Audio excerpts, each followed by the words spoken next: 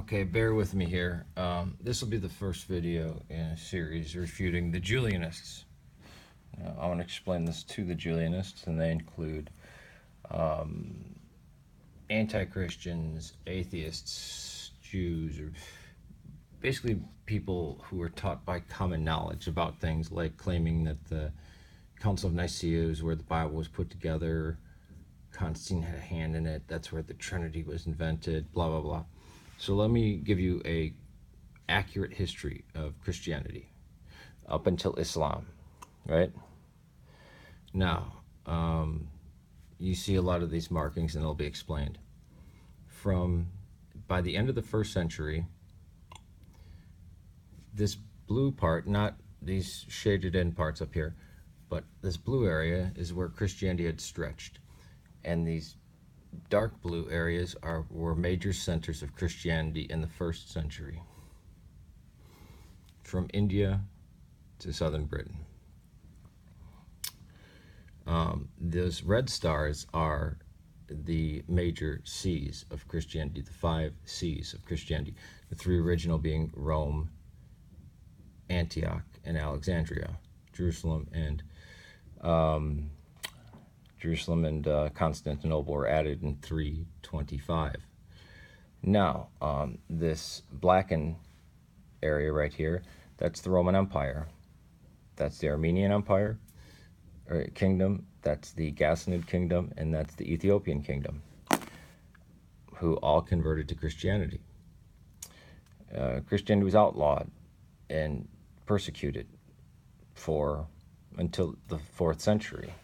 From its inception until AD 313 at the Edict of Milan, where Constantine said, we're going to tolerate Christianity and all other religions. We're not going to persecute them.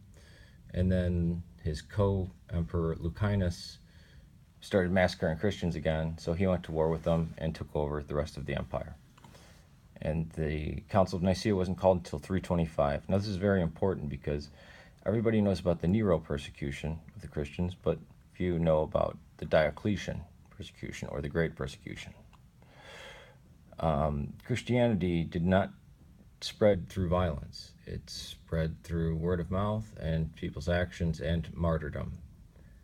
And Constantine converted to Christianity. It took him a while. A very interesting story. But the empire was just still, even though he was a Christian, you could still be whatever religion you wanted to be, except that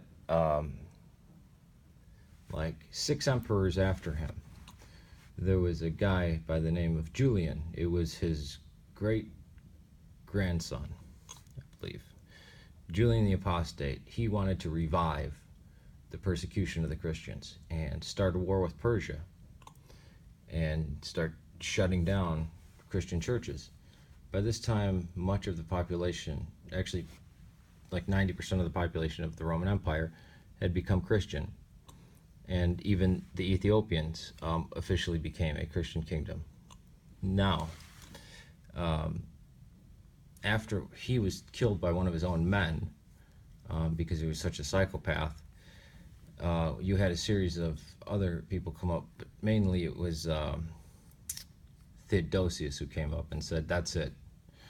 We've had Nero, we've had Domitian, we've had Claudius, which Claudius was kind of a breath of fresh air before Nero. We've had Maximus and we've had Diocletian. No more. We're not going to give him a chance to revive. So he made Christianity the official religion of the Roman Empire, and that was in 393, AD 393, decades after the death of Constantine, right? So that's that. Right here, this is the Persian Empire that has a Z, but the Ghassanids were Christian, the Lakhmids were Christian, the Ethiopians were Christian, and oh yeah, Christianity made it over to Ireland, which was never under control of the Roman Empire. Now, these areas by the 4th and 5th century were Christian. Christianity had spread up there, again, not through the sword. Now, all of this was in existence in the 7th and 8th century. And let me show you what happened within 100 years. Now keep in mind, all these places are still there, and these sees are the main Christian sees, and this is where the Zoroastrians are based out of. A group starting around here picks up steam, and in 100 years,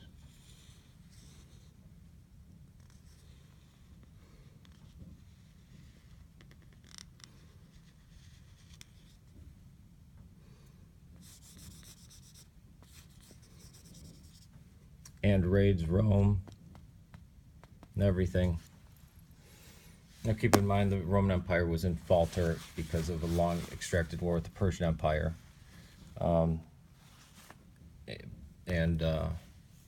Yeah, so they were weakened, but this all fell to the Muslims, even up into France, up to Tours, to India, and then it would continue to expand down through here. Sorry about the visual. Down through here, up into here. It would take large swaths of here, and actually took the composition of the Khazarian Empire to push it back, and then it made inroads into Africa, starting the slave trade. The one holdout was Ethiopia. That's where the legend of Prester John comes from. And then eventually the Turks would take Constantinople and be at the gates of Vienna, so that only one Christian see, Rome, remains outside of Islamic hands. The center of my church, my see, my patriarch, is in Damascus, Syria. 90% of my people have been murdered in the last 6 years. That's a genocide, folks. That's a genocide. This was the cradle of Christianity, and they're being wiped out, and the atheists say nothing about it. Being wiped out by the Muslims. So the idea that Christianity was imperialistic, when the British got to India,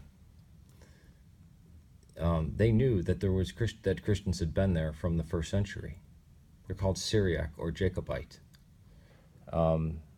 They've always been there, and we've always known about Ethiopia. Ethiopia was Christian, a Christian kingdom before the English were in England, before the Anglo-Saxons arrived. The Ethiopians and the communities in India were Christian long before these people were Christian. They beat them by like 1,000 years. All right? Constantine did not persecute any pagans whatsoever. There was no persecution under Constantine.